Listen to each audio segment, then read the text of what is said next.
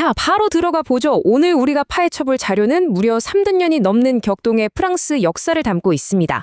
특히 흥미로운 건요, 국가가 주도했던 잔혹한 종교적 박해가 어떻게 완전히 의도치 않게 전 세계 자본주의에 불을 지피고 오늘날 우리가 아는 그 현대 세속주의의 뼈대를 만들었는지 그 인과관계를 짚어보는 겁니다. 진짜 다이나믹한 이야기니까요. 끝까지 집중해주세요. 오늘 살펴볼 전체 흐름입니다.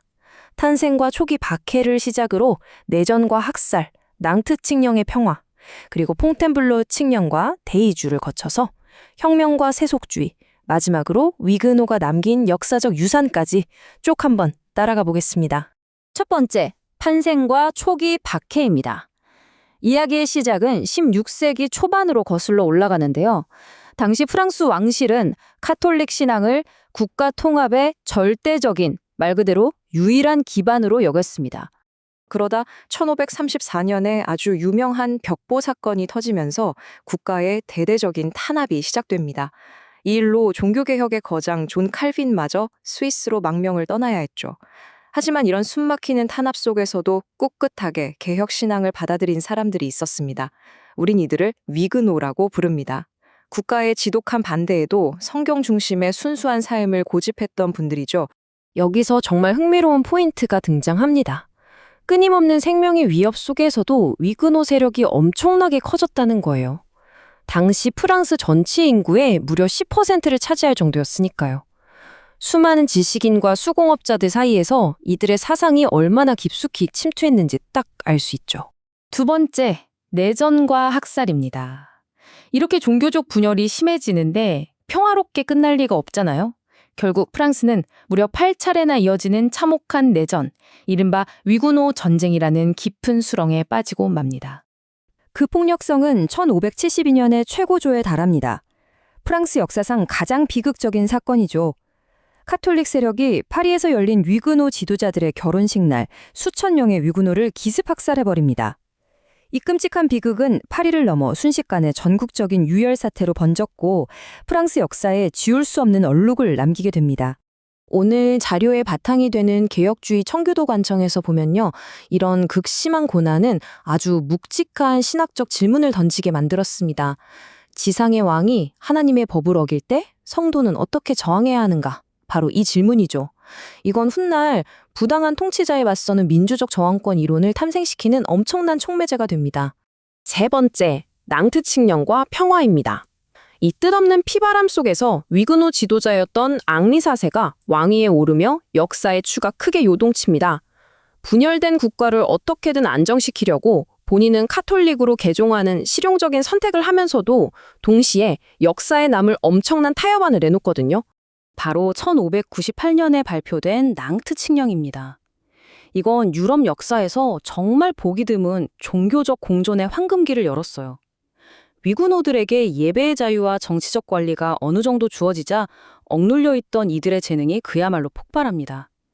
상업과 공업 분야를 휩쓸면서 유례없는 프랑스의 경제적 번영을 이끌어냈죠. 네 번째, 퐁텐블로 칙령과 데이주입니다. 안타깝게도 이 평화는 그리 오래가지 못했습니다.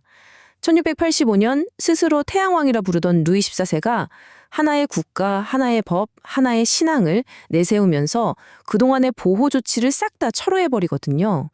이 극명한 대조가 보이시나요? 신앙의 자유와 공존을 약속했던 낭트 칙령에서 하루아침에 모든 권리를 박탈해버리는 퐁텐블로 칙령으로의 잔인한 급선회. 이제 위그노들 앞에는 카톨릭으로 강제 개종을 하거나 아니면 죽음뿐이라는 끔찍한 두 가지 선택지밖에 남지 않았습니다. 이런 막다른 골목에서 과연 어떤 일이 벌어졌을까요? 놀랍게도 20만 명에서 최대 50만 명에 달하는 엄청난 수의 위구노들이 신앙을 지키기 위해 기꺼이 끔찍한 고통을 감수하고 조국을 탈출합니다. 참고로 이들은 단순한 시민들이 아니었어요. 당시 최고의 기술을 갖춘 장인들이자 엘리트 지식인들이었죠. 여기서 역사의 거대한 흐름을 한번 쫙 당겨서 볼까요? 1685년 대의주가 남긴 그 깊은 트라우마는 결코 사라지지 않았습니다.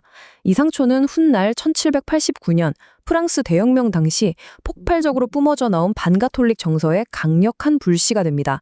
종교적 억압이 어떻게 또 다른 혁명의 씨앗을 잉태했는지 정말 소름 돋게 보여주는 대목이죠. 다섯 번째, 혁명과 세속주의입니다. 18세기 말 프랑스 대혁명이 터지면서 종교의 지형은 또 한 번 완전히 말 그대로 뒤집힙니다.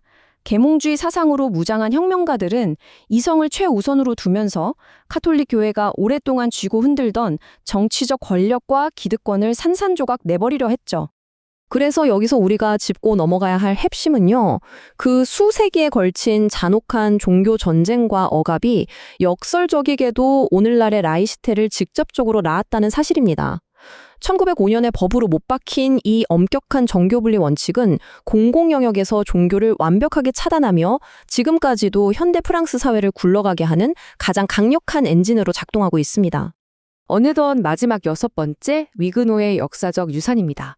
이제 오늘 자료 분석을 갈무리하면서 위그노의 망명이 과연 전 세계에 어떤 나비 효과를 일으켰는지 개혁주의 청교도 관점의 렌즈를 통해 들여다보겠습니다. 조국을 등진 이 엘리트들은 대체 어디로 향했을까요? 네, 결과는 그야말로 드라마틱했습니다.